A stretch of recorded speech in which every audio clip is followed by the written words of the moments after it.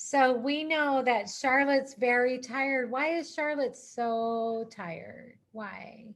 Who can say? Just say it. Riley, usually you do this. Why is Charlotte so tired? Go ahead, Riley. Because she spent all night making her egg sack. Yeah. And then did she save Wilbur? Did he get a special prize? Did she save his life? Yeah. Because she wrote the word. What word did she write above in the web? You remember? Humble. Humble. Right. Okay. So get ready. Caroline, that's great. You have your favorite book. Okay. Everybody get ready to listen to the last of Charlotte's Web. If you're ready, give me a thumbs up. Raise your hand. This is chapter 21, and it's called Last Day. Charlotte and Wilbur were alone. The families had gone to look for Fern. Templeton was asleep. Wilbur lay resting after the excitement and strain of the ceremony. His medal still hung from his neck. By looking out of the corner of his eye, he could see it. Charlotte, said Wilbur after a while, why are you so quiet? I like to sit still, she said. I've always been rather quiet. Yes, but you seem specially so today. Do you feel all right? A little tired, perhaps, but I feel peaceful. Your success in the ring this morning was, to a small degree, my success. Your future is assured. You will live safe and secure, Wilbur. Nothing can harm you now. These these autumn days will shorten and grow cold. The leaves will shake loose from the trees and fall. Christmas will come and then the snow of winter. You will live to enjoy the beauty of the frozen world. For you mean to be a great deal to Zuckerman, and he will not harm you ever. Winter will pass, the days will lengthen, the ice will melt in the pasture pond. The song sparrow will return and sing. The frogs will awake. The warm wind will blow again. All the sights and sounds and smells, they will be yours to enjoy, Wilbur. This world and these precious days. Charlotte stopped. A moment later, a tear came to Wilbur's eye. Oh, Charlotte, he said, to think that when I first met you, I thought you were cruel and bloodthirsty. When he recovered from his emotion, he spoke again. Why did you do all of this for me? He asked. I don't deserve it. I've never done anything for you. You've been my friend, replied Charlotte. That in itself is a tremendous thing. I wove my webs for you because I liked you. After all, what's life anyway? We're born, we live a little, then we die. A spider's life can't help being something of a mess with all the trapping and eating of flies. By helping you, perhaps I was trying to lift up my life a trifle. Heaven knows anyone's life can stand a little of that. Here, I'm going to move into the laundry room because I can hear Harper and she's distracting me. Here, walk with me. Here we go. We're going to go into the laundry room by the washer and dryer. I'm pretending to walk. Walk. Okay, we're in the laundry room. Me too. I'm actually sitting down on the couch. Okay. Okay. Okay. I can see the dryer, the little thing, the iron. I can see the iron. You have been my friend, replied. Okay, we did that. Well, said Wilbur, I'm no good at making speeches. I haven't got your gift for words, but you saved me, Charlotte. And I would gladly give my life for you. I really would. Oh, it makes me, I'm sure you would. And I thank you for your generous sentiments. Charlotte, said Wilbur. we're all going home today. The fair is almost over. Okay, sorry. Won't it be, won't it be, won't it be wonderful to be back home in the barn cellar with the sheep and the geese? Aren't you anxious to get home? For a moment, Charlotte said nothing. And then she spoke in a voice so low, Wilbur could hardly hear her words. And here's what she said: I will not be going back to the barn. Wilbur leapt to his feet. Not going back? He cried. Charlotte, what are you talking about? I'm done for, she said. In a day or two, I'll be dead. I haven't even strength enough to climb down into the crate. I doubt if I have enough silk in my spinnerets to lower me to the ground. Ugh. Hearing this, Wilbur threw himself down in agony and pain and sorrow. Great sobs racked his body. He heaved and grunted with desolation. Charlotte, he moaned, Charlotte, my true friend. Come now, let's not make a scene, said the spider. Be quiet, Wilbur. Stop thrashing about. But I can't stand it, shouted Wilbur. I won't leave you here to die alone. If you're going to stay here, I will stay too. Don't be ridiculous, said Charlotte. You can't stay here. Zuckerman and Lurvy and John Arabelle and the others will be back any minute now, and they'll shove you into the crate and away you'll go. Besides, it wouldn't make any sense for you to stay. There would be no one to feed you. The fairgrounds will soon be empty and deserted. Wilbur was in a panic. He raced round and round the pen. Suddenly, he had an idea. He thought of the egg sack and the 514 little spiders that would hatch in the spring. If Charlotte herself was unable to go home to the barn, at least he would take her children along. That's good, don't you guys think? Wilbur, So he still has a spider. yeah. Wilbur rushed to the front of his pen. He put his front feet up on the top board and gazed around.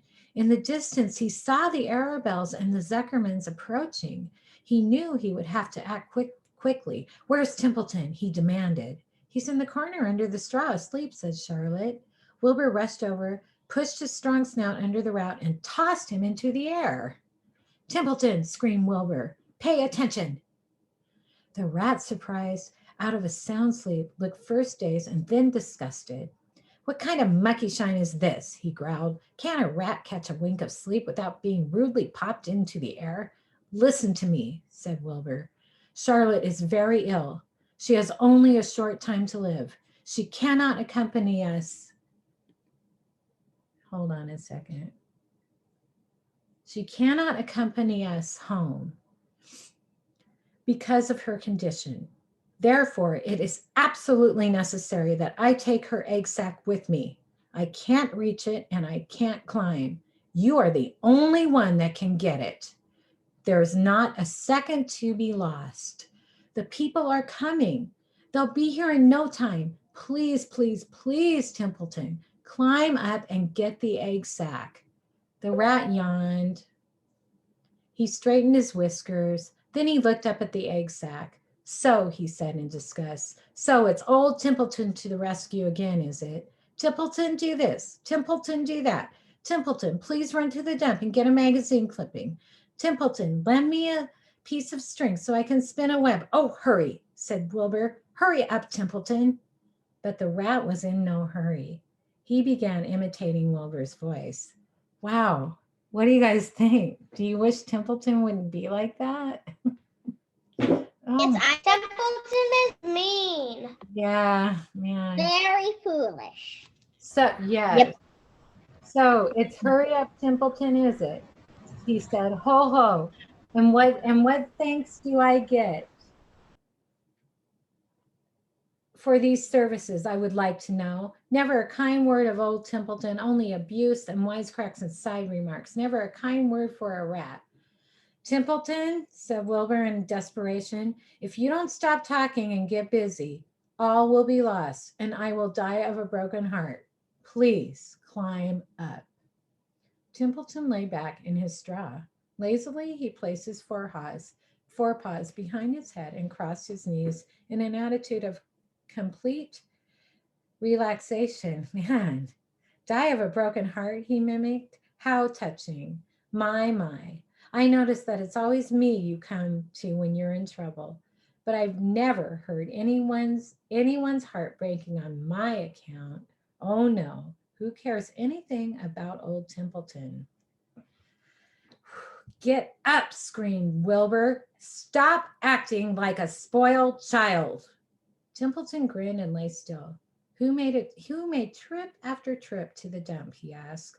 Why it was old Templeton who saved Charlotte's life by scaring that Arabelle boy away with a rotten goose egg. Bless my soul. I believe it was old Templeton who bit your tail to get you back on your feet this morning after you fainted in front of the crowd. Old Templeton. Has it ever occurred to you that I'm sick of running errands and doing favors? What do you think I am anyway? A rat of all work? Wilbur was desperate. The people were coming, and the rat was failing him. Suddenly, he remembered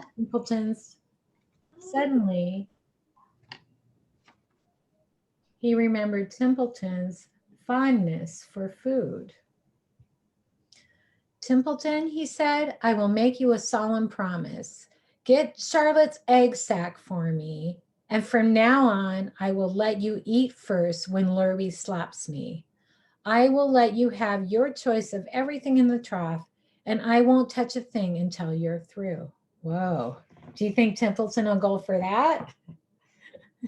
Yes, I think he will. Definitely. Of course he would. That the rat sat up. Do you mean that? He said. I promise. I crossed my heart. All right, it's a deal, said the rat. Yay! And he walked to the wall and started to climb. His stomach was still swollen from last night's gorge. Groaning and complaining, he pulled himself slowly to the ceiling. He crept along till he reached the egg sack. Charlotte moved aside for him. She was dying, but she still had strength enough to move a little. Then Templeton bared his long, ugly teeth and began snipping the threads that fastened the sack to the ceiling. Wilbur watched from below. Here's Templeton doing that. Oh, you see that? There's Charlotte. Miss Child, why are you reading it from your phone? Because I forgot the book, so I got it on Kindle so I could read it to you guys today. Okay. Use extreme care, he said. I don't want a single one of those eggs harmed. Fix, it's in my mouth, complained the rat. It's worse than cotton candy. It's worse than cotton candy.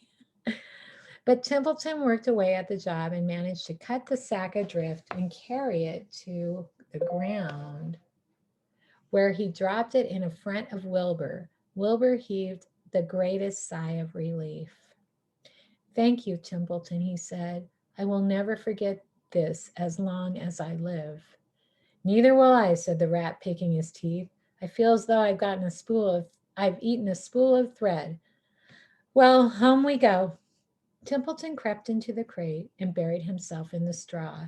That was really funny. He tried. It was funny. It was worse than cotton candy. I know. It's so true. That was. Oh, sorry. Okay. Templeton crept into the crate and buried himself in the straw. He got out of sight just in time. Lurby and John Arabelle and Mr. Zuckerman came along at that moment, followed by Mrs. Arabelle and Mrs. Zuckerman and Avery and Fern. Wilbur had already decided how he could carry the egg sack. There was only one possible way. He carefully took the bundle in his mouth and held it at the top of his tongue. He remembered that Charlotte said that it was waterproof and strong. It felt funny in his mouth and made him drool a bit. And of course, he couldn't say anything. But as he was being shoved into the crate, he looked at Charlotte and gave her a wink. She knew he was going to say goodbye in the only way he could, and she knew her children were safe. Goodbye, she whispered, and then she summoned all her strength and waved one of her legs at him. She never moved again. Next day, as the Ferris wheel was being taken apart and the racehorses were being loaded into the vans, oh, it makes me so sad. It's like how I got at the end of Wild Robot. And the entertainers were packing up their belongings and driving away in their trailers. Charlotte died. That's so sad. The fairgrounds were soon deserted. The sheds were building. Oh, I can't believe I'm getting so upset. The sheds and buildings were open and forlorn. The infield was littered with bottles and trash. Nobody of the hundreds of people that visited the fair knew that the gray spider had played the most important part of all. And no one was with her when she died. Oh, are you guys okay? It would get sad at the end. That's sad. But Okay. I would get sad at the end of books. Yeah. I'm fine. You know, I'm you fine, don't? I'm Okay. fine. But no, there's New Hope. Do you want to hear it? The Yes, last yes, chapter. A New Hope. The Star Wars movie New Hope. Yes. Okay, here we go. What? And so Wilbur came home to his beloved manure pile in the barn cellar. His was a strange homecoming. Around his neck, he wore a medal of honor, and in his mouth, he held a sack of spider's eggs. There is no place like home, Wilbur thought, as he placed Charlotte's 514 unborn children carefully in a safe corner. The barn smelled good. His friends, the sheep and geese, were glad to see him back. The geese gave him a noisy welcome. Congratulations, they said. Nice work. Mr. Zuckerman took the medal from Wilbur's neck and hung it on a nail over the pig pen where visitors could examine it. Wilbur himself could look at it whenever he wanted to. In the days that followed, he was very happy. He grew to a great size. He no longer worried about being killed, for he knew that Mr. Zuckerman would keep him as long as he lived. Wilbur often thought of Charlotte. A few strands of her old web still hung in the doorway. Every day, Wilbur would stand and look at the torn, empty web, and a lump would come to his throat. No one had ever had such a friend, so affectionate, so loyal, and so skillful. The autumn days grew shorter. Lurvy brought the squashes and pumpkins in from the garden and piled them on the barn floor, where they wouldn't get nipped on the frosty nights. The maples and birches turned bright colors, and the wind shook them, and they dropped their leaves one by one to the ground. Under the wild apple trees in the pasture, the red little apples lay thick on the ground, and the sheep gnawed them, and the geese gnawed them, and the foxes came in the night and sniffed them. One evening, just before Christmas, snow began falling like it is going to today. When my husband gets home, it's going to snow. It covered house and barn and fields and woods. Wilbur had never seen snow before. When morning came, he went out and plowed the drifts in the yard for the fun of it. Fern and Avery arrived, dragging a sled. They coasted down the lane and onto the frozen pond in the pasture. Coasting is the most fun there is, said Avery.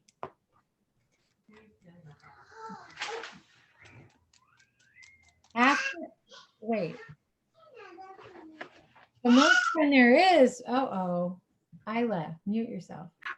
The most fun there is, retorted Fern, is when the Ferris wheel stops and Henry and I are in the top car and Henry makes the car swing and we see everything for miles and miles and miles.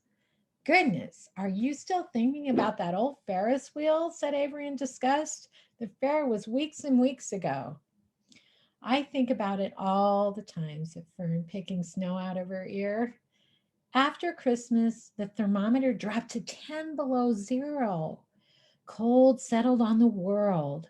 The pasture was bleak and frozen. The cows stayed in the barn all the time now, except on sunny mornings when they went out and stood in the barnyard in the lee of straw pile. The sheep stayed near the barn too for protection, and when they were thirsty, they ate the snow. The geese hung around the barnyard the way boys hang around a drugstore, and Mr. Zuckerman fed them corn and turnips to keep them cheerful. Many, many, many thanks, they always said when they saw the food coming. Templeton moved indoors when winter came. His ratty home under the pig trough was too chilly, so he fixed himself a cozy nest in the barn behind the grain bins. He lined it with bits of dirty newspapers and rags, and whenever he found a trinket or a keepsake, he carried it home and stored it there. He continued to visit Wilbur 3 times a day, exactly at mealtime. And Wilbur kept the promise he had made. Wilbur let the rat eat first. Then, when Templeton couldn't hold another mouthful, Wilbur would eat. Templeton grew fatter and bigger than any rat you ever saw. He was gigantic. He was as big as a young beaver. Look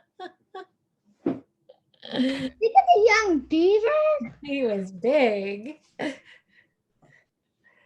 The old sheep spoke to him about his size one day. You would live longer, said the old sheep, if you ate less. Here is Templeton and the old sheep. Look how big Templeton is. That's really big. It's big. Yeah. You have a beaver. He's a beaver with that blonde hair. He is a Okay, I muted you. Who wants to live forever? Sneered the rat. I am naturally a heavy eater, and I get untold satisfaction from the pleasures of a feast. He patted his stomach, grinned at the sheep, and crept upstairs to lie down. All winter, Wilbur watched over Charlotte's egg sack as though he was guarding his own children. He had scooped out a special place in the manure for the sack next to the board fence. On very cold nights, he would lay so his breath would warm it. For Wilbur, nothing in life was so important as that small round object. Nothing else mattered. Patiently, he awaited the end of winter and the coming of the little spiders. Life is always a rich and steady time when you are waiting for something to happen or to hatch. The winter ended at last. I heard the frogs today, said the old sheep one evening. Listen, you can hear them now. Listen, can you hear them? Ribbit. Very good. Wilbur stood still and cocked his ears. From the pond in the shrill chorus came the voices of hundreds of little frogs. Springtime, said the old sheep thoughtfully. Another spring. As she walked away, Wilbur saw a new lamb following her. It was only a few hours old. The snows melted and ran away. The streams and ditches bubbled and chattered with rushing water. A sparrow with a streaky breast arrived and sang. The light strengthened, the mornings came sooner. Almost every morning there was another new lamb. In the sheepfold, the goose was sitting on 9 eggs. The sky seemed whiter and warm, and the wind was blew.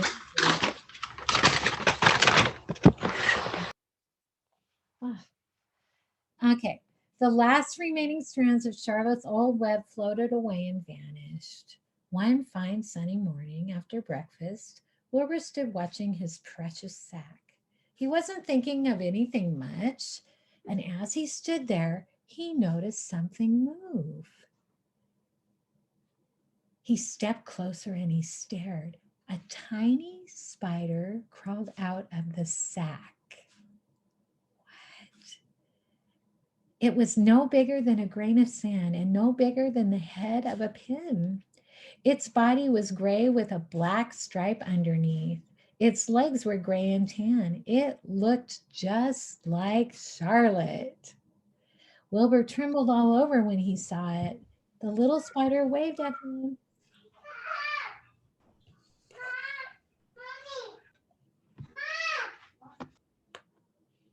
The little spider waved at him. Then Wilbur looked more closely. 2 more little spiders. They crawled out and they waved. They climbed round and round on the sack, exploring their new world. Then 3 more little spiders, then 8, then 10. Charlotte's children were here at last. Wilbur's heart pounded. He began to squeal. Then he raced in circles, kicking manure into the air.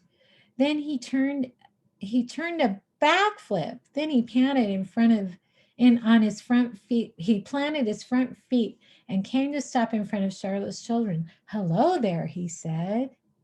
The first spider said hello, but its voice was so small, Wilbur could barely hear it. "I am an old friend of your mother," said Wilbur, "and I am so glad to see you. Are you all right? Is everything all right?" The little spiders waved their forelegs at him. Wilbur could see by the way they were acting that they were glad to see him. "Is there anything I can get you? Is there anything you need?" The young spiders just waved. For several days and several nights, they crawled here and there, up and down and all around, waving at Wilbur, trailing drag lines behind them, and exploring their new home. There were dozens and dozens and dozens of them. Wilbur couldn't count them, but he knew that he had a great many new friends. They grew quite rapidly. Soon they were as big as a BB.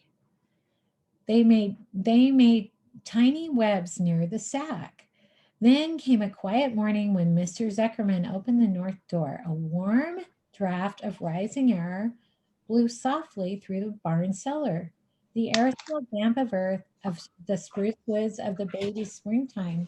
The baby spiders, you want to come? Baby spiders felt the warm updraft. One spider climbed to the top of the fence.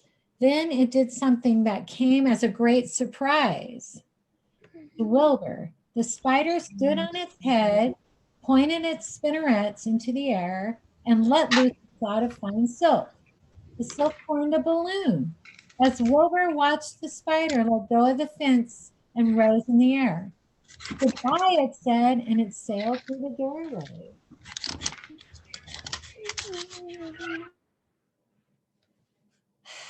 "Wait a minute," screamed Wilbur. "Where do you think you're going?" But the spider was already out of sight. Then another baby spider crawled to the top of the fence, stood on its head, made a balloon, and sailed away. Then another, then another. The air was soon filled with tiny spiders, each balloon carrying a spider. Wilbur was frantic. Charlotte's babies were disappearing at a great rate. "Come back, children," he cried.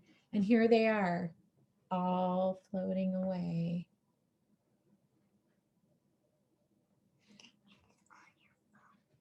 Wilbur looks sad. Well, it's Wow. kind That's of a sad lot. that they're going. Do you think the author actually drew how many babies there were? Oh no, I lost my place. Let me see. Sure, go back to that picture and then go to Okay, the next page. there we go. "Goodbye," they called. "Goodbye, goodbye." At last, one spider took it time enough to stop and talk to Wilbur before making its balloon. "We're leaving here on a warm updraft. This is our moment for setting forth. We are aeronauts, and we are going out into the world to make webs for ourselves." "But where?" asked Wilbur. "Wherever the wind takes us, high, low, near, far, east, west, north, south. We take the breeze and we go as we please." "Are all of you going?" "You can't all go. I would be left alone with no friends." "Your mother wouldn't want that to happen, I'm sure." The air was now so full of balloonists that the barn cellar looked as though a mist had gathered. Balloons by the dozen were rising, circling, and drifting away through the doors, sailing off into the gentle wind. Cries of "Goodbye, goodbye, goodbye" came weakly to Wilbur's ears. Do you want to sing too? Okay. Harper's here. Say hi, Harps. Hi, Harper. Hi, Hi, Harper. Hi, Harper. Hello. Harper. Hello. Okay. Mute yourselves. he couldn't bear to watch anymore. In sorrow, he sank to the ground and closed his eyes. This seemed like the end of the world, to be deserted by Charlotte's children. Wilbur cried himself to sleep. When he woke, it was late afternoon. He looked at the egg sack and it was empty. He looked into the air and the balloonists were gone. Then he walked drearily to the doorway where Charlotte's web used to be. He was standing there thinking of her when he heard a small voice. Salutations, it said. I'm up here. So am I, said another tiny voice. So am I, said a third voice. Three of us are staying. We like this place and we like you. Wilbur looked up at the top of the doorway. Three small webs were being constructed. On each web, working busily, was one of Charlotte's daughters. Oh, there they are, building their webs. They're going to look so cute. I They know. look so They're little daughters of Charlotte. Cute. They're so tiny, I can't even see them. Not your Charlotte, though. Little baby kittens, little puppies. Not your Charlotte, though, Mrs. Childs. Not my Char. Can I take this to mean, asked Wilbur, that you have definitely decided to live here in the barn cellar? I pinned you. And that I am going to have that I am going to have three friends? You can indeed, said the spiders. What are your names, please? Asked Wilbur, trembling with joy. I'll tell you my name, replied the first spider, if you tell me why you're trembling. I'm trembling with joy, said Wilbur. Then my name is Joy, said the first spider. What was my mother's middle initial? Asked the second spider. A, said Wilbur. Then my name is Ariana, said the spider. What about me? Asked the third spider. Will you just pick out a nice, sensible name for me? Nothing too long, too fancy, and not too dumb. Wilbur thought hard. Nellie, he suggested. Fine. I like that very much, said the third spider. Then my name is Nellie. So we have Nellie, Ariana, and Joy. Okay. Wow. She daintily fastened her oar line to the next spoke of the web. Wilbur's heart brimmed with happiness. He felt that he should make a short speech on this very important occasion. Joy, Ariana, Nellie, he began. Welcome to the barn cellar. You have chosen a hollow doorway from which to string your webs. I think it is only fair to tell you that I was devoted to your mother. I owe her my very life. She was brilliant, beautiful, and loyal to the end. I shall always treasure her memory.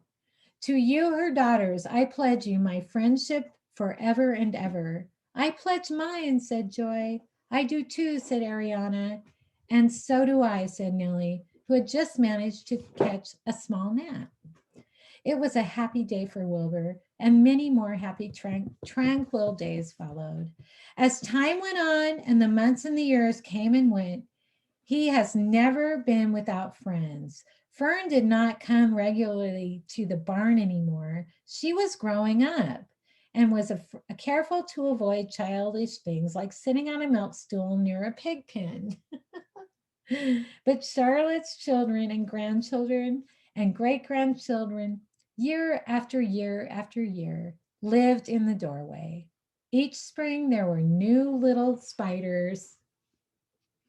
There were new little spiders hatching out to take the place of the old. Most of them sailed away on their balloons, but always two or three stayed and set up housekeeping in the doorway. Mr. Zuckerman took fine care of Wilbur all the rest of his days, and the pig was often visited by friends and admirers, for nobody ever forgot the year of his triumph and miracle and of the web. Life in the barn was very good night and day, winter and summer, spring and fall. Dull days and bright days. It was the best place to be, thought Wilbur. The warm, delicious cellar, the garrulous geese, the changing seasons, the heat of the sun, Warm, Yes, delicious, stellar. the passage of swallows, the nearness of rats, the sameness of sheep, the love of spiders, the smell of manure, and the glory of everything.